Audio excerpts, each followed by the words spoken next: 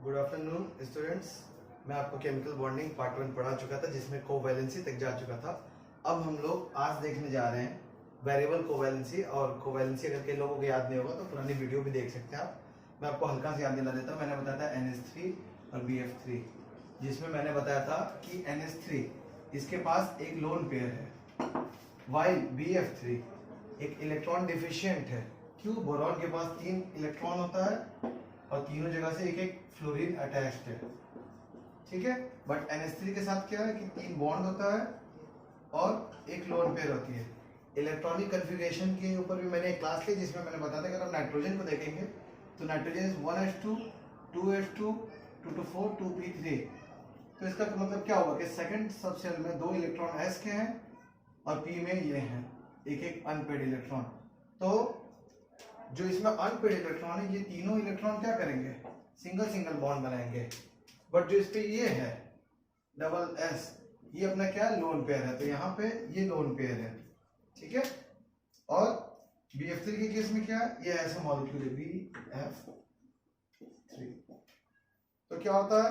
Octet rule भी मैंने बताया था। तो ऑक्टेट रूल के हिसाब से ये वाला जो नाइट्रोजन है इसके 8 इलेक्ट्रॉन है। देखें यहाँ पे 2 इलेक्ट्रॉन 2 इलेक्ट्रॉन 2 इलेक्ट्रॉन 2 2 4 6 8।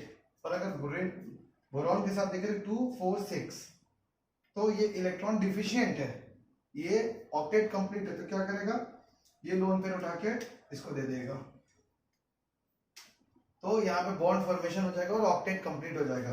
तो इनके बीच में जो अगला वाला इनका स्ट्रक्चर बनेगा वो ऐसे होगा कि NH3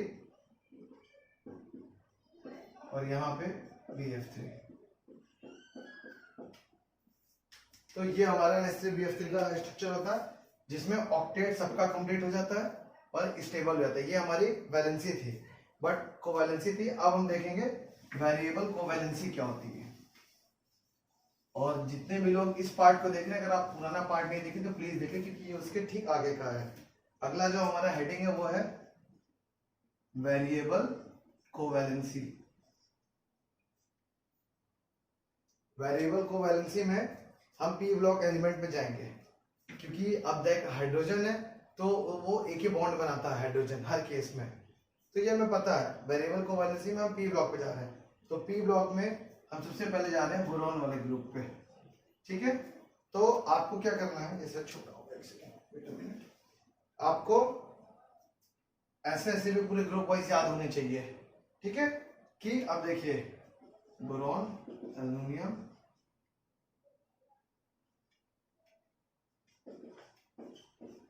ठीक है। इसका शॉर्टकट तो मैं लिख नहीं सकता बट मैं बता सकता हूँ। इसको लोग ऐसे याद रखते हैं, बैगन आलू गोभी इन थाली, ठीक है। बैगन आलू गोभी इन थाली। अब अगर इन सबका देखेंगे तो इनका इलेक्ट्रॉनिक बोरॉन का कितना होता है एटॉमिक नंबर, ठीक है। बोरॉन का एटॉमिक नंबर होता है 5। तो अगर आप किसी को भी देखेंगे इसका क्या होगा? NH2 NP1, ये हर केस में होगा। अब N की जगह अगर बोरॉन है तो बोरॉन में तो क्या आएगा? देखिए 1s2 2s2 2p1 1s2 2s2 2p1, ये 5 हो गया। जिसमें जो लास्ट के दोनों शेल है इन पे 2 और 1 3 इलेक्ट्रॉन है। अगर आप एल्युमिनियम पे जाएंगे तो ये सब कुछ वैसे ही होगा। एल्युमिनियम के केस में लास्ट के जो होंगे यहाँ पे आ जाएंगे 3s2 3p1। इलेक्ट्रॉनिक कन्फिगरेशन में पढ़ा चुका हूँ, उसको आप देख सकते हैं। तो इस पे कितने इलेक्ट्रॉन आ जाएंगे लास्ट में? लास्ट में 3 इलेक्ट्रॉन आ रहे हैं, इसमें भी आ रहे हैं, एल्युमिनियम में भी आएंगे, गैलियम में आएंगे 4s2 4p1। तो ये सारे 3 इलेक्ट्रॉन इनके आउटर मोस्ट शेल में होते हैं। अब इनको अगर देखें तो इनके साथ क्या होगा? 2s को बनाए तो 2s2, p में 3 ऑर्बिटल 1 इलेक्ट्रॉन, ठीक है। ये इनका ग्राउंड स्टेट होता है। ग्राउंड स्टेट कब होता है? जब इलेक्ट्रॉन सारे जैसे हम सोचे होते हैं वैसे होते हैं, कोई एक्साइटेड नहीं होते, ये बॉन्डिंग फॉर्मेशन नहीं है, ये नॉर्मली ऐसे ही इलेक्ट्रॉन हमें मिलेंगे। बट ग्राउंड स्टेट के बाद एक आता है एक्साइटेड स्टेट, जब बॉन्डिंग की जरूरत पड़ती है, जब हम क्या करते हैं बॉन्ड बनाने स्टार्ट करने जाते हैं। ये मॉलिक्यूल जैसे बोरॉन अगर बॉन्ड बनाना स्टार्ट करेगा तो क्या होगा?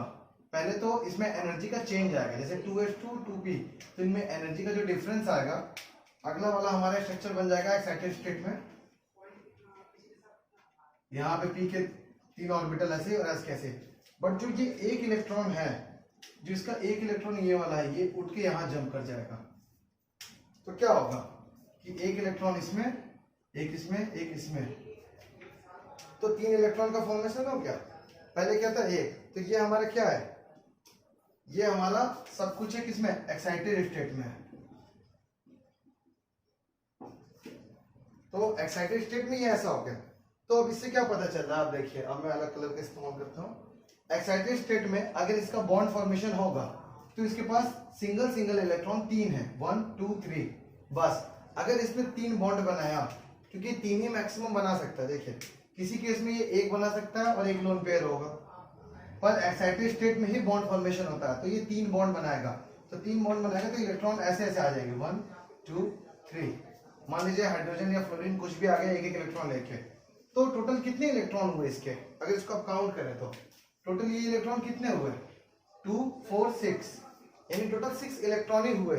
तो 6 इलेक्ट्रॉन अगर हुए हैं तो क्या इसका ऑक्टेट कंप्लीट हुआ, नहीं, क्योंकि सेकंड शेल के जितने भी एटम होते हैं उनका ऑक्टेट कंप्लीट होने के लिए क्या होना चाहिए, 8 इलेक्ट्रॉन होना चाहिए। तो यहाँ पे कितने हुए, सिर्फ 6 हुए। तो इसके पास एक जगह एकदम वैकेंट हो गया, ये जगह एकदम खाली इसका, ये वैकेंट ऑर्बिटल है इसका। अब इसका जो वैकेंट ऑर्बिटल है, तो इसका मतलब क्या होगा कि बोरॉन जितने भी बॉन्ड बनाएगा नॉर्मल, वो सारे कैसे होंगे, इलेक्ट्रॉन डिफिशिएंट होंगे, और एक वैकेंट ऑर्बिटल उनके पास होगा। तो उस ऑर्बिटल पे क्या होगा, जैसे मैंने एग्जांपल दिया था इसके ठीक पहले, BF3 और NH3, कोई एक कोऑर्डिनेट कोवैलेंट बॉन्ड बनेगा, यानी कोई 2 इलेक्ट्रॉन, ये 2 इलेक्ट्रॉन सीधे किसमें चला जाएगा, इस जगह पे चला जाएगा। तो सीधे जो 2 इलेक्ट्रॉन जाएगा तो इसका भी ऑक्टेट कंप्लीट हो जाएगा। ओके, तो बोरॉन वाली फैमिली के लिए जितने भी होंगे सबके साथ यही सेम होगा, सबका इलेक्ट्रॉन डिफिशिएंट होगा और एक कोऑर्डिनेट बॉन्ड बनेगा। अगर एक कोऑर्डिनेट बॉन्ड नहीं बनेगा तो सब इलेक्ट्रॉन डिफिशिएंट स्पीसीज होंगे। ओके, ये हमारी बोरॉन फैमिली की थी। आप स्क्रीनशॉट ले लें, समझ लें जो भी चीज, ठीक है। अब थोड़े से चेंज करेंगे हम, क्योंकि हम बोर्ड पे हैं ताकि हमें ज्यादा मेहनत ना करना पड़े। लेट्स गो, ठीक है। अब बोरॉन के बाद ठीक क्या होता है, कार्बन। तो कार्बन का कार्बन, सिलिकॉन, जैसे कार्बन का, जैसे बोरॉन का था बैगन आलू गोभी इन थाली, तो कार्बन का कैसी गीत सुनाऊं प्यारे। कई लोग बहुत सारी चीज यूज करते हैं, आपको जैसे भी याद हो जाए, कार्बन, सिलिकॉन, जर्मेनियम, लेड और टिन, ठीक है। तो अब ये है, तो इसमें देखिए 1s2 2s2, अब इसमें इलेक्ट्रॉनिक कॉन्फ़िगरेशन क्या हो जाएगा, यहाँ पे Np2, कार्बन के इलेक्ट्रॉनिक कॉन्फ़िगरेशन क्या होता है 1s2 2s2 2p2, क्योंकि कार्बन का एटॉमिक नंबर था 6, 2 2 4 2 6, तो 1s2 2s2 2p2। आप सिलिकॉन का देखिए तो 3s2 3p2 आ जाएगा, 14 सिलिकॉन, ठीक है। तो अब इसमें अगर इलेक्ट्रॉन की बात करेंगे तो ग्राउंड स्टेट में क्या होगा, 2 इलेक्ट्रॉन इसमें, 1 इलेक्ट्रॉन इसमें,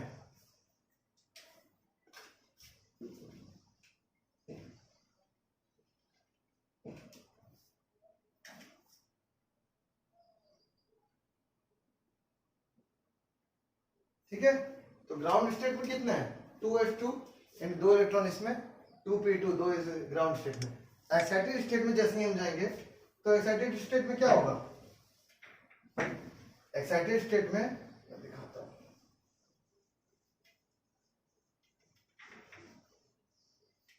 पहले तो ऑर्बिटल्स बना लेंगे।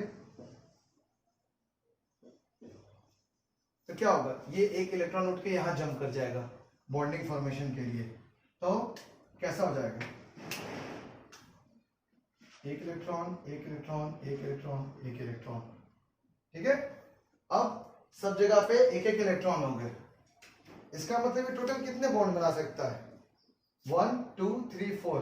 तो कार्बन इसीलिए 4 बॉन्ड बनाता है, हर किस में 4 बॉन्ड, क्योंकि हर एक जगह पे एक एक बन सकता है। अगर इस पे सब जगह एक एक बॉन्ड बनेगा तो कैसे आएगा, एक ये। अब आप इसको देखें तो इसमें ऑक्टेट कंप्लीट हो जाएगा, कार्बन का पूरी तरीके से ऑक्टेट कंप्लीट होगा, ठीक है। ओके, आते हैं नेक्स्ट पे। ये हमारा कार्बन ग्रुप हो गया। इसके ठीक बाद, कार्बन के बाद क्या आता है ग्रुप, कार्बन के बाद नाइट्रोजन। सबको रब करते हैं,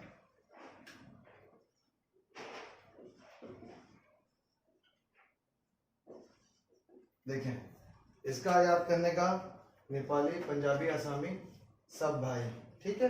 तो अगर इसमें देखेंगे तो नाइट्रोजन का इलेक्ट्रॉनिक इन सारे ग्रुप का कॉमन ये होगा NH2 NP3। जैसे नाइट्रोजन का आप देखेंगे तो क्या होगा, नाइट्रोजन केस में 1H2 2H2 2P3, ठीक है। फास्फोरस का देखेंगे 3H2 3P3। तो इससे क्या दिख रहा है, देखिए नाइट्रोजन के केस में क्या है, 2 बॉन्ड इधर 2H2 2P3, यानी एक बॉन्ड यहां होगा, ठीक है, एक बॉन्ड इस जगह पे है। अब इनके साथ बात यह है कि ग्राउंड स्टेट में ये ऐसा है, एक्साइटेड स्टेट में ये कैसे होंगे बताइए। ग्राउंड स्टेट में ये ऐसे हैं, एक्साइटेड स्टेट में ये कैसे होंगे, आप क्या गेस कर रहे हैं कि एक इलेक्ट्रॉन उठ के इसमें जंप कर जाएगा, तो उससे कुछ एडवांटेज नहीं होगा। क्यों, एस का आप लोन पेयर उठा के यहाँ पे लोन पेयर बना रहे, इससे कुछ एडवांटेज नहीं है। तो ये दो फॉर्म में मिलेंगे एक्साइटेड स्टेट में। एक और लिख देता है, देखिए क्योंकि नाइट्रोजन की अगर हम बात करें, नाइट्रोजन की बात करें तो 2H2 2P3, इसके पास कोई और शेल नहीं है। ऐसा नहीं है कि 2D होता है, बट फास्फोरस की बात करें तो 3H2 3P3, यहाँ पे 3D0 भी है। बट नाइट्रोजन के केस में ऐसा कुछ नहीं, डी ऑर्बिटल नहीं है, डी ऑर्बिटल। फास्फोरस के केस में ऑर्बिटल है। तो अब नाइट्रोजन आया 2H2 2P3, तो नाइट्रोजन के केस में जब एक्साइटेड होगा, सिर्फ नाइट्रोजन के केस में, तो कोई चेंज नहीं आएगा। नाइट्रोजन का एक्साइटेड स्टेट अभी भी ऐसा ही होगा। इसीलिए क्या होगा, ये 3 बॉन्ड फॉर्मेशन करेगा टोटल 1 2 3, ठीक है। यहाँ पे 3 बॉन्ड फॉर्मेशन कर जाएगा और ये पूरा का पूरा लोन पे जाएगा। तो जैसे ही नाइट्रोजन आता है, तो नाइट्रोजन के केस में आप हमेशा क्या देखते हैं, 3 बॉन्ड फॉर्मेशन और 1 लोन पेयर। ये नाइट्रोजन के केस में हमेशा होता है। कोऑर्डिनेट कोवैलेंट बॉन्ड से एक लोन पेयर जाता है। बट नाइट्रोजन के अलावा आप इन तीनों में अगर आए, फास्फोरस, आर्सेनिक, टीन, फिर उसके बाद बिस्मथ, तो यहां पे क्या होगा कि इनके पास एक ऑर्बिटल और है, दिखाता हूं, देखिए S P और D,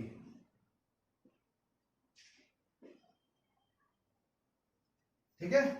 डी ऑर्बिटल में 5 होते हैं, इलेक्ट्रॉनिक कॉन्फ़िगरेशन बताए थे, S और P। अब अगर इसमें इलेक्ट्रॉन देखें तो देखिए एक्साइटेड स्टेट में, सॉरी 1 2 3 1 2, देखिए ये फास्फोरस, आर्सेनिक, इन सबके लिए, ठीक है।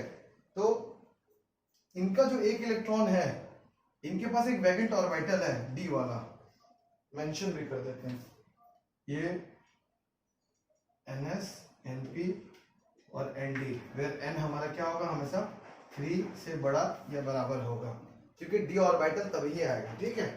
अब ये वाला चीज क्या होगा, यहां से उठ के जंप यहां करेगा, कर सकता है, तो एक इलेक्ट्रॉन यहां से हटके यहां आ जाएगा। तो देखिए अब क्या हुआ, single electron, single single single, total 5 electron हो गए जो कि सिंगल है। तो इनके सिंगल होने से अपने पास क्या एडवांटेज है कि ये पांचों बॉन्ड बना सकते हैं सिंगल सिंगल। देखो 1 2 3 4 5, पांचों बना सकते हैं। जैसे कि आपने फास्फोरस के केस में कई बार देखा होगा, PCl5 PI5, बहुत सारी चीजें बन जाती हैं, ठीक है। तो 5 बॉन्ड फास्फोरस बना सकता है। नाइट्रोजन की फैमिली में सिर्फ नाइट्रोजन को छोड़ के 5 बॉन्ड सब बना सकते हैं, बट नाइट्रोजन नहीं बना सकता किसी भी हाल में। अगर आपने कभी लाइफ में नाइट्रोजन को 5 बॉन्ड बना दिया, वो ब्लंडर मिस्टेक है, ठीक है। कभी नाइट्रोजन 5 बॉन्ड नहीं बना सकता, वो 4 बॉन्ड बना सकता है, जिसमें एक कोऑर्डिनेट कोवैलेंट बॉन्ड होगा। कोऑर्डिनेट कोवैलेंट हम आगे और अच्छे से जानेंगे, बस अभी आप जानिए कि जिसमें आपको मैंने बताया था कि शेयरिंग नहीं होती, कोई एक लोन पेयर उठा के दे देता कि एक pair of electron from one atom to second atom, okay, another atom. तो वो है नाइट्रोजन के केस में। ये हमारा नाइट्रोजन के केस में तो आपको हमेशा याद रखना है 3 बॉन्ड बनेगा, एक लोन पेयर होगा। बट नाइट्रोजन के अलावा फास्फोरस, आर्सेनिक, जितने भी सारे हैं उनके लिए 5 बॉन्ड बन सकता है, और इनके पास वैकेंट भी है, यानी कि ये इलेक्ट्रॉन और भी ले सकते हैं लोन पेयर कोवैलेंट बॉन्ड। तो ये 5 से ऊपर भी बना सकते हैं, पर 5 ही इजीली बना सकते हैं, ओके, नाइट्रोजन फैमिली।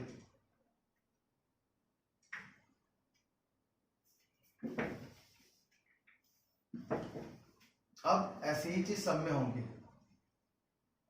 देखिए नाइट्रोजन के बाद ऑक्सीजन फैमिली आती है, ये सारे बच्चों का काफी फेवरेट ग्रुप है। ऑक्सीजन, क्योंकि उनका हाल ऐसे ही है।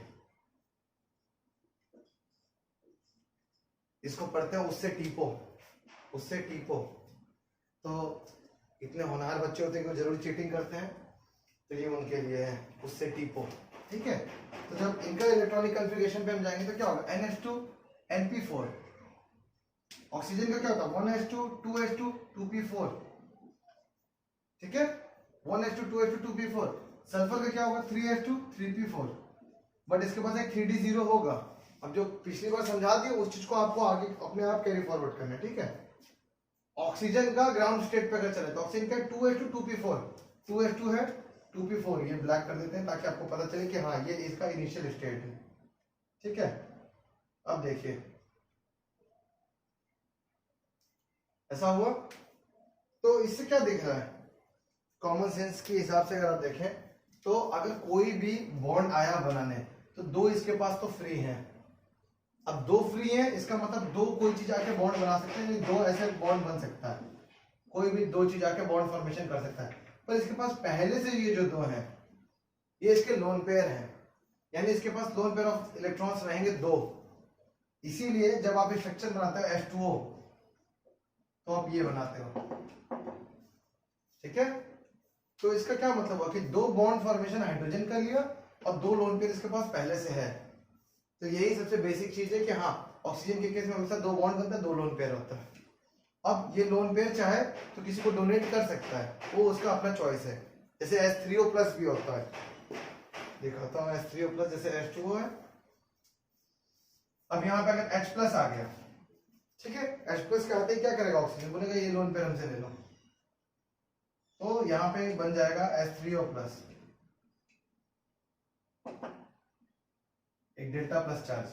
ठीक है, ये कैसे हुआ, lone pair of electron hydrogen को दे दिए, तो वो अलग एक चॉइस है। बट ऑक्सीजन हमेशा दो बॉन्ड बनाएगा, दो लोन पेयर रहेगा। ठीक है, अब ऑक्सीजन के ठीक नीचे अगर सल्फर पे हम आए तो सल्फर के केस में क्या था, सल्फर केस में देखिए ये हमारा, सॉरी यहाँ पर भी चेंज होगा ना, सॉरी देखिए नॉर्मल हमारा क्या होगा 2H2 2P4, तो ये तो 2P4 में देखिए ये एक इलेक्ट्रॉन कूद के डी में जा सकता है, ओके चला गया, एक ये इलेक्ट्रॉन में कूद के चला गया। ठीक है, अब ये दोनों के दोनों जा सकते हैं, तो इनका इलेक्ट्रॉनिक कॉन्फ़िगरेशन कैसा देखिए 1 2 3 4 5 6, यानी कि यहाँ पे 6 बॉन्ड बन सकते हैं, 1 2 3 4 5 6। तो ये लोग क्या कर सकते हैं, ये लोग से 6 बॉन्ड बना सकते हैं टोटल। ठीक है, अब ये बहुत कॉमन है, आप सबको पता होगा, अगर 6 बॉन्ड तो किसी को लग रहा हो कैसे, तो देखिए ऑक्सीजन कभी 2 बॉन्ड से ज्यादा नहीं बनाता, 3 बॉन्ड बनाता है, तो ये कोऑर्डिनेट होता है। ठीक है, बट सल्फर के केस में आएंगे आप देखोगे H2SO4, सारे लोग जानते हैं सल्फ्यूरिक एसिड है। ठीक है, अब इसमें अगर आप बॉन्ड फॉर्मेशन देखेंगे तो स्ट्रक्चर में आगे पढ़ाऊंगा, बट अभी आपको बता देता हूँ। देखिए ऐसे oxygen oxygen, 2 hydrogen 4 oxygen 1 sulphur, bond देखिए 1 2 3 4 5 6, तो 6 बॉन्ड फॉर्मेशन, 6 बॉन्ड बना, तो सल्फर के केस में हो गया ना जो हम यहाँ देख रहे हैं। ठीक है, तो सल्फर के केस में ऐसे हो गया, ऑक्सीजन केस में आप देख चुके हैं, नाइट्रोजन ऑक्सीजन सबके केस में मैंने बता दिया। इनको कहते हैं वेरिएबल कोवैलेंसी। वेरिएबल कोवैलेंसी कैसे हुआ, लाइक इधर देखिए, अगर ऑक्सीजन आया तो सिर्फ 2 बॉन्ड और 2 लोन पेयर, बट जैसे ही सल्फर आया तो 6 बॉन्ड बन सकता है, तो ये हमारी वेरिएबल कोवैलेंसी हुई ना। और 6 बॉन्ड भी कंपलसरी नहीं होता। अब सल्फर के केस में देखा तो एक और केस है इनके में, यहाँ पे दिखाता हूँ क्योंकि ये अभी खत्म हो गया है। देखिए NH2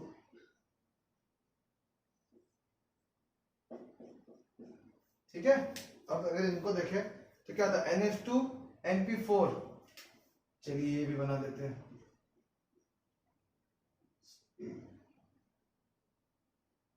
ठीक है, NH2 NP4 हो सकता है ना कि सिर्फ ये जम करे उठ के, तो ये वाली चीज उठ के सिर्फ इसमें चले जाए, तो इस केस में क्या हुआ 1 2 3 4, टोटल बॉन्ड कितना बना, देखिए ये वाला लोन पे नहीं गया, 1 2 3 4, तो टोटल बॉन्ड कितने बने 4 बॉन्ड बनने के बाद ये वाला लोन पेयर रह गया, इसको कुछ फर्क नहीं पड़ा, तो एक ये केस भी हो गया। तो ऐसे बहुत सारी चीजें। अब इसमें क्या है, अगर ऑक्सीजन वाले ग्रुप के देखें तो हम ऑक्सीजन वाले ग्रुप में ये बोलेंगे,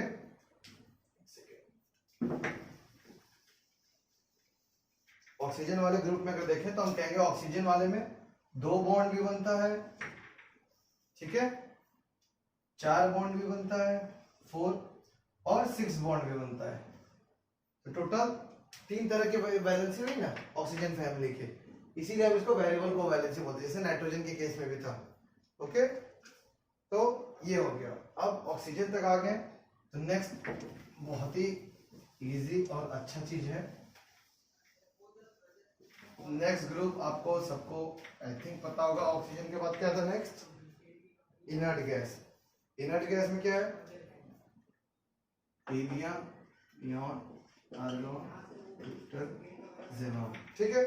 अब इसका मेरे को कोई शॉर्टकट नहीं पता, पर मेरे को ऐसे ही याद हो गया पढ़ते पढ़ते, noble gas noble gas noble gas, तो आपको भी याद हो जाएगा। ये इतना ज्यादा आपको भी पढ़ना होगा, आपने तो अभी केमिस्ट्री शुरू की है, ठीक है। तो हीलियम के केस में करेंगे तो क्या होगा, ऑक्सीजन तक आके इसके एक बाद, सॉरी इसके एक बाद फ्लोरीन ग्रुप भी है। फ्लोरीन ग्रुप में क्या होगा, NH2 NP5, तो NP5 होगा, तो जल्दी जल्दी बता देता हूं, देखिए NH2 NP5 ऐसा हो गया, P में 5 इलेक्ट्रॉन होंगे, और ये तो अब यहाँ पे क्या केसेस है, जब नॉर्मल सिर्फ अपना फ्लोरीन होगा तो उसके पास थर्ड शेल नहीं है, तो एक ही बॉन्ड बनेगा, ठीक है। तो फ्लोरीन हमेशा एक ही बॉन्ड बनाता है HF, पर जब आपने एक बॉन्ड बना दिया तो उसके बाद क्या देखेंगे आप, 1 2 3 लोन पेयर है इसके पास, फ्लोरीन के पास 3 लोन पेयर, 1 2 3। तो ये नॉर्मल फ्लोरीन वाले ग्रुप के लिए। अब फ्लोरीन में जैसे नीचे जाएंगे, इसके ठीक नीचे चले जाएंगे फ्लोरीन के, तो उनके पास क्या होगा, 3D ऑर्बिटल आ जाएगा, 3D 4D 5D, but 3D से ही हमारा सारा काम चल जाता है, समझने के लिए तो 5D 4D जाने की जरूरत नहीं है, ठीक है। तो इसमें देखें 1 2 3 4 5, तो फ्लोरीन वाले में जाएंगे तो हो सकता है एक बार सिर्फ ये एक्साइटेड हो तो इधर आ जाए, एक बॉन्ड बना चुके हैं पहले, ये वाला केस फ्लोरीन में, उसके बाद एक बॉन्ड अगर इसमें जंप किया इलेक्ट्रॉन तो 1 2 3 बॉन्ड बन सकते हैं, 3 बॉन्ड। उसके बाद ये वाला अगर कूदा यहाँ पर तो 1 2 3 4 5 बॉन्ड बना। उसके बाद अगर ये वाला भी कूद गया एक्साइटेड स्टेट में सारा, तो 1 2 3 4 5 6 7। तो फ्लोरीन वाले जो ग्रुप है उनकी वेरिएबल कोवैलेंसी इतनी हो सकती है 1 3 5 7, वो कुछ भी शो कर सकता है, ठीक है। तो ये फ्लोरीन की कोवैलेंसी, और जैसे मैंने पिछला सारा बताया था वैसे ही ये भी है, ठीक है। इनर्ट गैस पे आते हैं, ठीक है। इनर्ट गैस पे आएंगे तो क्या होगा, देखिए NH2 NP6, ठीक है, NP6 कर देंगे, सॉरी तो यहां पे क्या होगा, P6, यहां पे क्या होगा, यहां पर भी P6, ठीक है। तो अब हीलियम को अगर देखेंगे, सॉरी ये नियॉन का है,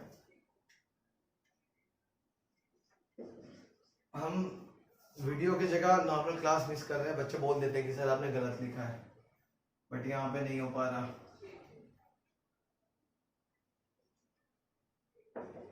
ठीक है। तो ये हमारा हीलियम नियॉन का ये कॉन्फ़िगरेशन है, 10 होता है नियॉन का एटॉमिक नंबर, तो 1s2 2s2 2 2 4 और 6 10, ठीक है। तो अब इसको अगर देखेंगे तो इनके केस में क्या होगा, ठीक है, ऐसा है 2s में 2 इलेक्ट्रॉन, इसमें 6 इलेक्ट्रॉन, तो इसका सब कंप्लीट है। तो ये जो इसीलिए इनको इनर्ट गैस कह देते हैं, क्योंकि बॉन्ड फॉर्मेशन नहीं करेंगे। अब नियॉन किसी के साथ बॉन्ड नहीं बनाएगा, उसका ऑक्टेट कंप्लीट है, वो स्टेबल है, एकदम स्टेबल है। बट जैसे ही हम लोग आर्गन पे जाएंगे तो क्या होगा,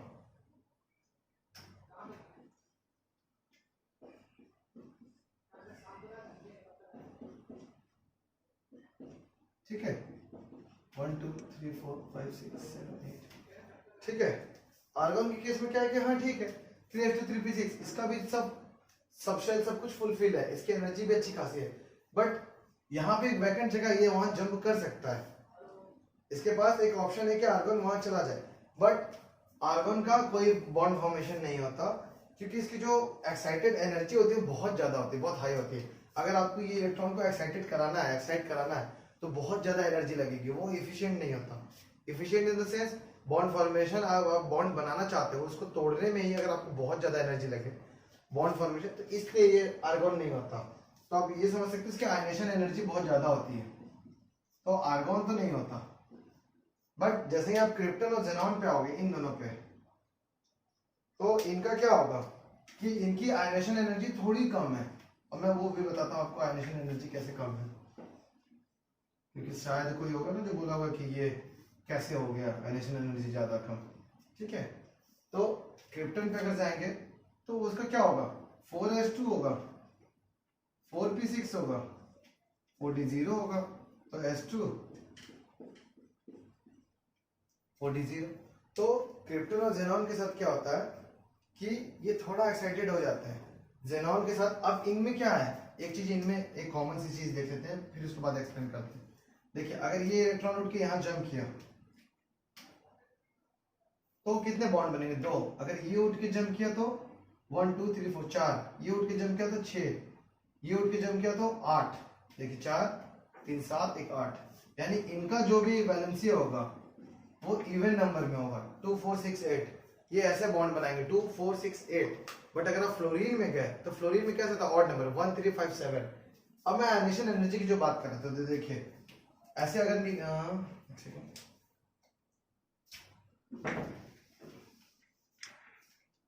अगर ऐसे एटम की बात करें, ठीक है, ये न्यूक्लियस है, 1s 2s 3s 4s, तो इस तरह शेल होता है।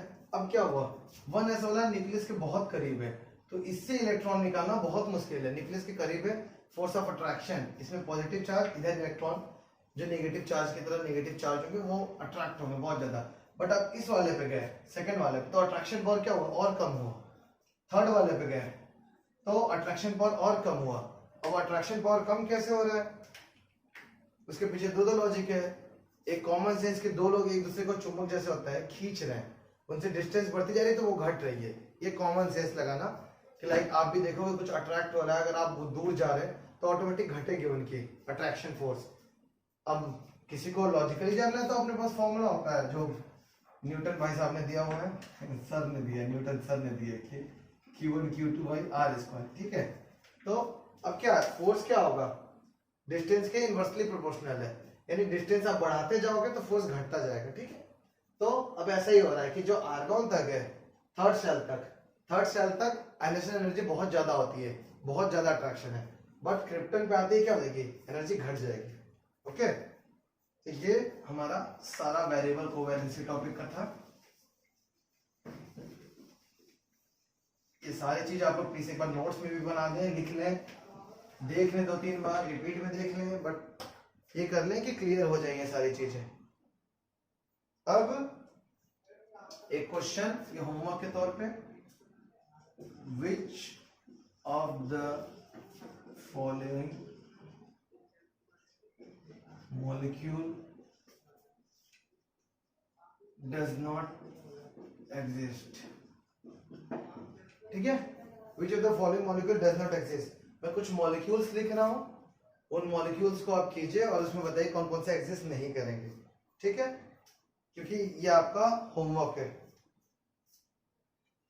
NCl3, आई होप बोल भी रहा हूं ताकि आपको पता चल सके कि मैं क्या क्या लिख रहा हूं। ठीक है, NCl3, उसके बाद NH5, NCl5, XeF3, XeO3, XeXenon F3O3। ठीक है, उसके बाद XeF4, XeO2F2। ठीक है, उसके बाद F2O2, OF2 हो गया, उसके बाद OF4। ठीक है, उसके बाद SF3, SF6, AlCl5, BCl3, BF4 minus. ठीक है, ये टोटल मॉलिक्यूल्स मैंने आपके सामने दिए हुए हैं। इन मॉलिक्यूल्स में आपको बताना है कौन कौन से एग्जिस्ट नहीं करते हैं। ठीक है, तो इसको आप कमेंट्स में लिखिए या फिर ग्रुप पे बताइए, बट इसको हम लोग डिस्कस करेंगे नेक्स्ट क्लास में। और इसमें आपको बताना है खुद से कि कोई एग्जिस्ट करता है या नहीं करता है, तो क्यों नहीं करता है। ठीक है, और आपके जो भी डाउट्स हैं वो भी हम लोग कमेंट्स में क्लियर कर लेंगे या फिर उस पर। तो वीडियो देखिए और समझिए, डाउट्स क्लियर कीजिए, लॉकडाउन का फायदा उठाइए, ऐसा नहीं सारा वेस्ट कीजिए, अभी मौका है। Okay, thank you.